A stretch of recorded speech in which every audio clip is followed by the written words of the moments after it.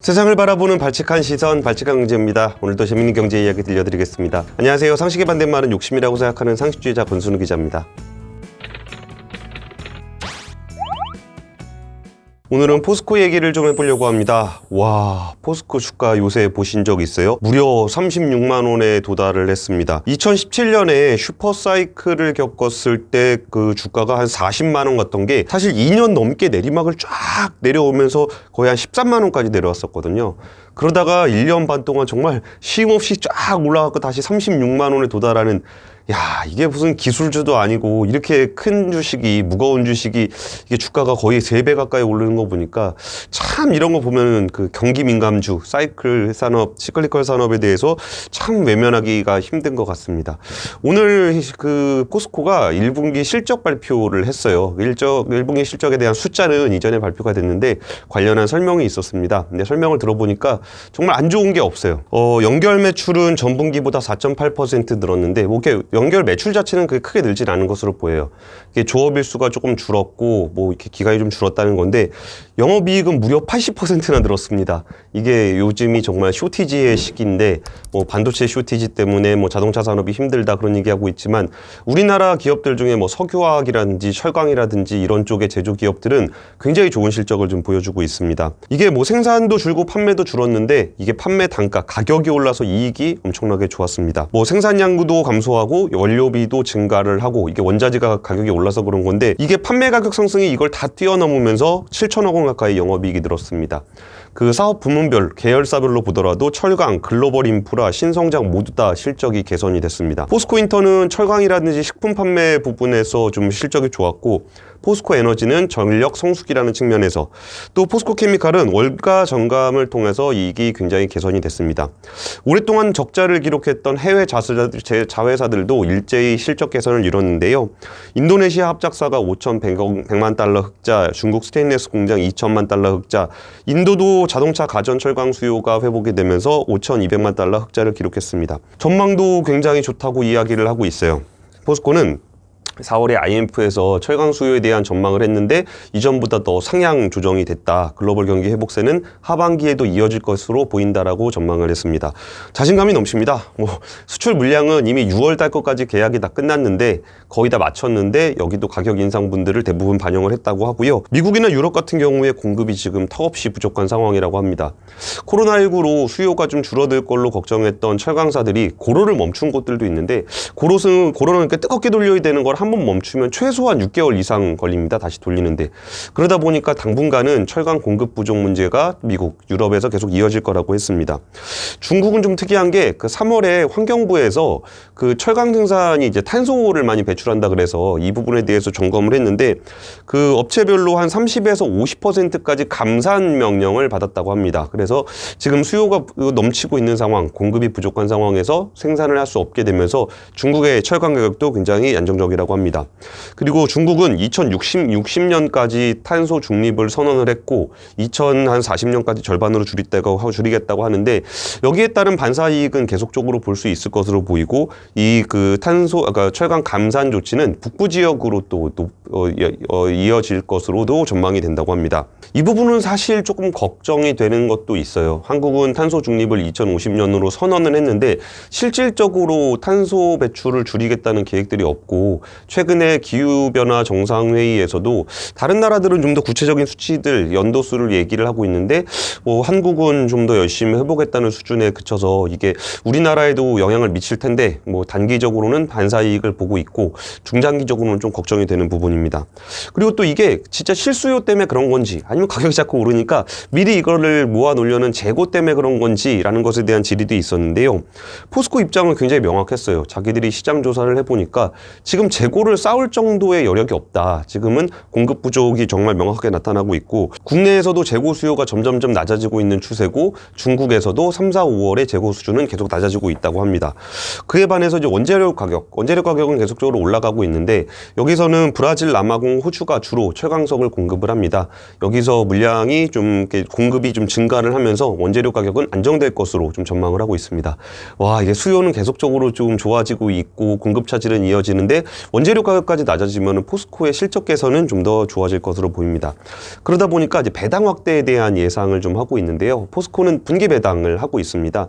작년까지만 하더라도 워낙 철강 실적이 안 좋아서 이게 배당을 좀 줄이는 모습들을 보였는데 순연금 흐름의 30% 정도를 배당한다는 그 정책을 유지한다는 걸로 봐서는 배당도 늘어날 거라고 합니다.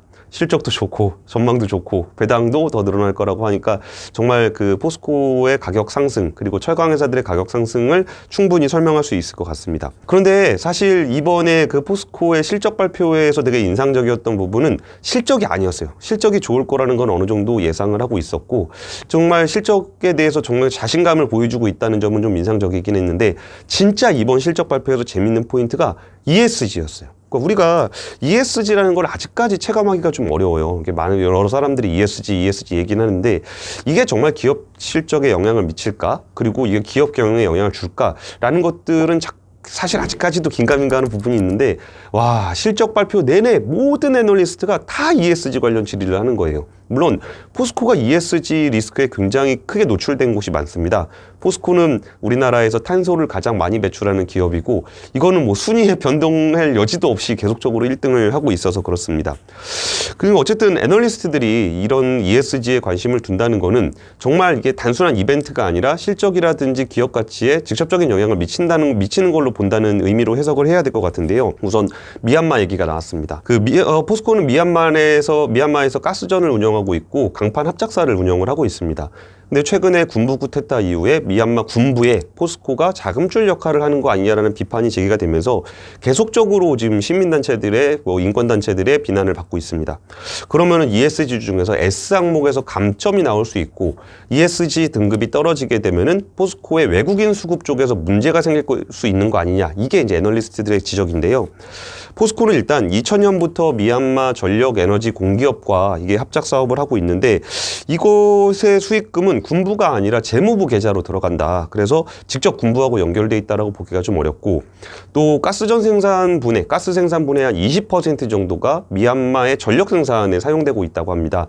그래서 가스전 운영을 제대로 안 할 경우에는 미얀마의 전력 생산이 좀 안 좋아지고 미얀마 국민들이 좀 힘들어지고 있다는 부분들을 지속적으로 어필하고 있다라고 얘기를 했습니다. 반면에 포스코 강판이 미얀마 군부 기업 MEHL과 지금 합작 사업을 하고 있는데 이것도 설명을 하기로는 미얀마의 어떤 지붕을 가꾸는 그런 개량 사업 등을 하려고 20년 전에 들어갔는데 이게 법적으로 합작을 안 할 수가 없었다고 해요. 그 당시에는 또 합작을 할 수 있는 기업도 군부의 MEHL밖에 없었기 때문에 합작 사업을 하고 있지만 여기에 배당을 했던 금액은 20년 동안 한 200만 불 정도밖에 안 되고 이 사업에 대한 비판을 계속 받고 있기 때문에 이 합작 관계는 정리를 하려고 한다라고 해서 이제 미얀마 군부 기업에게다가 합작 사업 종료 선언을 했다고 합니다. 근데 이 부분은 일방이 결정할 수 있는 부분이 아니어서 앞으로 긴밀하게 협의해 나가겠다고 했습니다. 그리고 포스코가 탄소를 얼마나 줄일 수 있느냐에 대한 이야기도 많았는데 일단 포스코는 2050년 탄소 중립을 선언을 했고 2030년 20%를 저감하는 게 목표입니다.